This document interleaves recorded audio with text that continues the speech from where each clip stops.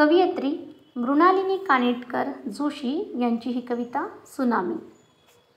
हृदयात प्रीत फुलता मी काठाशी धावत येते, खडकावर आदळून फुटणे हे प्राक्तन माझे ठरते. मी चूर चूर होताना पाण्यात मिसळून जाते, अन पुन्हा नव्या जोमाने काठाशी धावत येते. मी किती भिजविते त्याला तो ठक्क कोरडा आत, हा वरवरचा ओलावा झिरपेल कधी हृदयात. हे माझे तुटून जाणे तो गर्वाने न्याहळतो, मी किती उमलून येते तो हवा ते तुकाच ढळतो.